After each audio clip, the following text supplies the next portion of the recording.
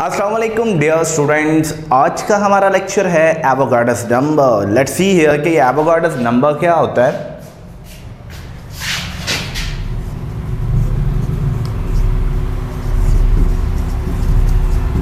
Avogadro's number,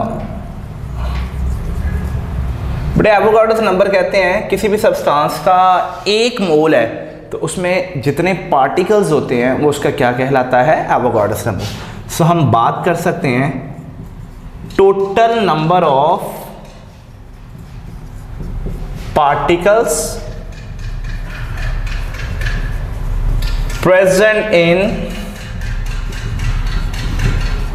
1 mole of substance, present in 1 mole of substance is called Avogadro's number, is called Avogadro।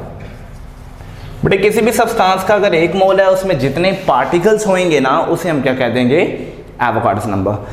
बेटे ये आप देखिएगा substance तो मुख्तलिफ टाइप का हो सकता है ना। ये देखिएगा यहाँ पर मैं लिख रहा हूँ सब्सटेंस और यहाँ पर मैं लिखूंगा उसका पार्टिकल। बेटे सब्सटेंस अगर एलिमेंट है तो उसका स्मॉलेस्ट पार्टिकल जो रिएक्शन में टेक पार्ट करता है वो क्या कहलाएगा, एटम। जी बच्चों, अगर सब्सटेंस मेरे पास है, मोलेकुलर सब्सटेंस है, तो उसके नेचुरल पार्टिकल को हम क्या कहेंगे, मॉलिक्यूल। सब्सटेंस मेरे पास अगर आयनिक कंपाउंड है तो उसका नेचुरल पार्टिकल क्या कहलाएगा, फॉर्मूला यूनिट। जी बच्चों, अगर सब्सटेंस मेरे पास कोई आयनिक स्पीशी है तो उसका नेचुरल पार्टिकल क्या कहलाएगा, आयन कहलाएगा। ठीक है बच्चों, एलिमेंट सब्सटेंस के केस पर पार्टिकल होगा एटम, मोलेकुलर सब्सटेंस के केस में पार्टिकल होगा मॉलिक्यूल, आयनिक कंपाउंड के केस में पार्टिकल होगा फॉर्मूला यूनिट और आयनिक स्पीशी के केस में पार्टिकल होगा आयन। लिहाजा अगर मैं बात करता हूं ना, मैं बोलूंगा 1 मोल ऑफ एलिमेंट, उसमें कितने एटम्स होंगे, Avogadro's number. 1 mole of molecular substance में कितने मॉलिक्यूल होंगे, Avogadro's number. 1 mole of ionic compound में कितने फॉर्मूला यूनिट होंगे, एवोगाड्रोस नंबर। सो हम बात करते हैं total number of particles present in 1 mole of a substance is called Avogadro's number.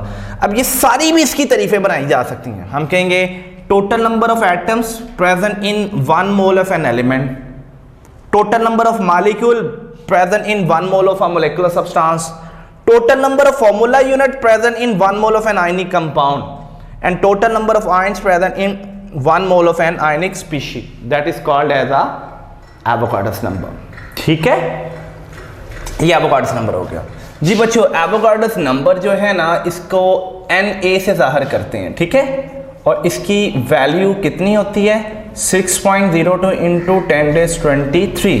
But एक बात हमेशा याद रखनी है, जब मैं बात करता हूँ ना 1 दर्जन, तो हमेशा जहन में क्या आता है, 12। मैं कहता हूँ 1 दर्जन एटम्स, तो कितने एटम, 12 एटम।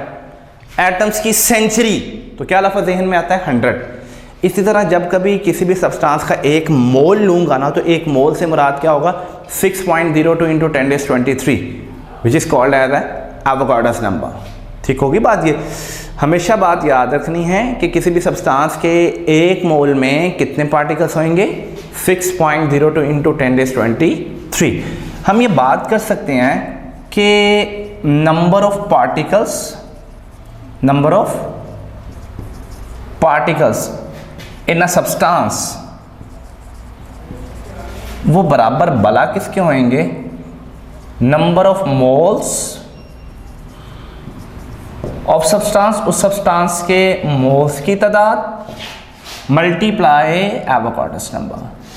ठीक है बच्चों, अगर 1 मोल है तो उसका एवोगाड्रोस नंबर से मल्टीप्लाई कर दें, अगर 2 मोल है तो 2 को मल्टीप्लाई कर दें। ठीक है, अच्छा इसको ऐसे भी लिखा जा सकता है, जो नंबर ऑफ मोल्स हैं इसको हम कैसे लिखते हैं, इसको हम कह सकते हैं मास ऑफ सब्सटेंस ग्राम में डिवाइडेड बाय उस सब्सटेंस का क्या आएगा, मोलर मास ऑफ सब्सटेंस, और मल्टीप्लाई अगेन क्या आ जाएगा, एवोगाड्रोस नंबर। ये भी एक फार्मूला होगा। इसी फार्मूला से आप सभी फार्मूला निकाल सकते हैं। मसलन अगर मैं कहता हूँ मुझको एटम फाइंड करने हैं, तो आपको पता है नंबर ऑफ एटम्स किस में होते हैं, एटम्स इन एन एलिमेंट। ये बेटे बराबर आएगा नंबर ऑफ मोल्स कर लें और आपको पता है मोल्स की जगह पर एलिमेंट के मोल्स को आप ग्राम एटम भी कह सकते हैं, या number of gram atoms of element, और बच्चों इसे मल्टीप्लाई कर देंगे किससे, एवोगाड्रोस नंबर से। और आपको और मुझे बड़े अच्छे से पता है मैं नंबर ऑफ मोल्स को क्या लिख सकता हूं, mass of the element, mass of element इसे लिखा जा सकता है बेटे, और साथ में क्या लिखा जाएगा इसका, एटॉमिक मास। लेकिन एटॉमिक मास कौन से वाला है, ये ग्राम वाला है। मल्टीप्लाई क्या आ जाएगा, एवोगाड्रोस नंबर। इसी तरह प्यारे बच्चों कि हम मॉलिक्यूल्स के तादाद वगैरह भी निकाल सकते हैं, फार्मूला यूनिट्स की तादाद भी निकाल सकते हैं, और आइंस की तादाद भी निकाल सकते हैं। लुक एट हियर, इसी फार्मूला को मलहूज़े खातिर रखते हुए हम लिख सकते हैं नंबर ऑफ मॉलिक्यूल्स। हम क्या लिख सकते हैं, नंबर ऑफ मॉलिक्यूल्स। और मॉलिक्यूल्स किसके होते हैं, इन अ मोलेकुलर सब्सटेंस, इन अ मोलेकुलर सब्सटेंस। और वो बेटे बराबर किसके आएंगे, वो आएंगे number of moles of molecular substance multiply क्या आ जाएगा, Avogadro's number. I think so you get the point.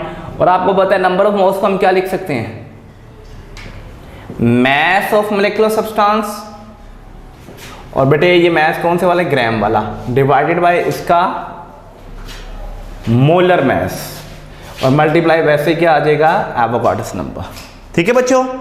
उसके बाद देखिएगा इसी तरह हम निकाल सकते हैं फॉर्मूला यूनिट की तादाद, number of formula units. Formula unit किसके होते हैं, ionic compound of an ionic compound. प्यारे बच्चों ये बराबर आएगा number of moles of ionic compound multiply Avogadro's number. और ये बराबर नंबर ऑफ मोल्स को हम क्या लिख देंगे, mass of ionic compound divided by, ये मास ग्राम वाला है, molar mass of ionic compound, molar mass इसका फॉर्मूला मास कहला सकते हैं, multiply Avogadro's number, multiply Avogadro's number. ठीक होगी बात बच्चों। ये फॉर्मूला जिनके तहत हम किसी सब्सटेंस के पार्टिकल्स निकाल सकते हैं। हमारे पास मास गिवन हो तब भी हम पार्टिकल्स निकाल सकते हैं। ठीक है, हमारे पास जो है पार्टिकल्स की तादाद मालूम हो तब हम मास निकाल सकते हैं इन फार्मूला के तहत। अब इसकी एग्जांपल लेते हैं। फर्स्ट करें बेटे, मेरे पास है 1 मोल ऑफ H2O। प्यारे बच्चों अगर H2O का 1 मोल है तो इसका मोलर मास कितना है, 16 और 2, इसे बोलेंगे 18 ग्राम ऑफ H2O। और H2O आपको और मुझे पता है ये मोलेकुलर सब्सटेंस है, इसमें पार्टिकल्स काउंट करेंगे कुदरती तौर पर। कौन से वाले, मॉलिक्यूल्स के। तो मोलेकुलर सब्सटेंस के पार्टिकल मॉलिक्यूल है, तो मॉलिक्यूल किसमें होंगे, कितने होंगे इसमें, एवोगाड्रोस नंबर। अच्छा अगर मैं कहता हूँ मेरे पास 1 मोल किसका है, सोडियम का। अब सोडियम आपको पता है एलिमेंटल फॉर्म में, यहाँ पर ये मोलेकुलर फॉर्म में नहीं है। सोडियम का मास कितना होता है, 23 ग्राम। 23 ग्राम ऑफ सोडियम आ जाएगा बच्चों। और इसमें पार्टिकल्स, चूंकि एलिमेंट है तो पार्टिकल एलिमेंट के केस में क्या होते हैं, एटम्स। तो इसमें क्या होंगे 6.02 × 10⁻³ और अगर मैं कह देता हूँ मेरे पास 1 मोल किसका है, NaCl का। और आपको मुझे पता है NaCl आयनिक कंपाउंड होता है, इसका मोलर मास क्या होगा, 23/35 58.5 ग्राम ऑफ NaCl। और आपको मुझे पता है आयनिक कंपाउंड के पार्टिकल से होते हैं नेचुरल, वो फार्मूला यूनिट होते हैं। तो इसमें कितने फार्मूला यूनिट होंगे, 6.02 × 10⁻³ फार्मूला यूनिट्स। जी बच्चों क्लियर होगी बात ये। इसी तरह देखिएगा मेरे पास है जी 1 मोल ऑफ SO4 -2। अभी आयनिक स्पीशी है, सल्फर का 32 होता है, एक ऑक्सीजन का 16, 4 का 64 और कुल मिलाकर कितना हो जाएगा 96। ये बेटे इसका मोलर मास क्या है 96 ग्राम ऑफ SO4 -2। अब चूंकि ये आयनिक स्पीशी के पार्टिकल क्या होते हैं आयंस, तो इसमें कितने आयंस होंगे 6.02 × 10⁻23 आयंस होंगे। जी बच्चों क्लियर होगी बात ये। ये था हमारे पास something about the Avogadro's number. Avogadro's number क्या होता है? कोई भी सब्सटेंस है उसके एक मोल में जितने पार्टिकल्स हों, किसी भी सब्सटेंस के एक मोल में जितने पार्टिकल्स हों उसे हम क्या कहते हैं? Avogadro's number. और इसकी वैल्यू फिक्स्ड होती है। जिस तरह एक दर्जन का मतलब 12 होता है ना, और एक सेंचुरी का मतलब 100 होता है, हेक्टर का मतलब क्या होता है? 3। इसी तरह एक मोल का मतलब होता है 6.02 × 10⁻23 और इस नंबर को क्या कहते हैं? Avogadro's number. एक दूसरी बात आपको बतानी थी कि एलिमेंट के जो मोल्स हैं ना, उसको आप ग्राम एटम भी कह सकते हैं, जबकि मोलेकुलर सब्सटेंस के जो मोल्स हैं उसे ग्राम मॉलिक्यूल भी कह सकते हैं। आयनिक कंपाउंड के जो मोल्स हैं उसे ग्राम फार्मूला भी कह सकते हैं, और आयनिक स्पीशी के जो मोल्स हैं उसे ग्राम आयन। अब ये एवोगाड्रोस नंबर की मदद से हम डिफरेंट सब्सटेंसेस के पार्टिकल्स को हम क्या कर सकते हैं? काउंट कर सकते हैं। हमें मैथ गिवन हो तो हम पार्टिकल्स निकाल सकते हैं, पार्टिकल्स की तादाद गिवन हो तो हम मैथ निकाल सकते हैं। जी बच्चों, क्लियर होगी बात? ये बहुत शुक्रिया। ये आपने बड़े अच्छे से लेक्चर एंजॉय किया होगा। बड़ा छोटा सा लेक्चर था। Thank you very much.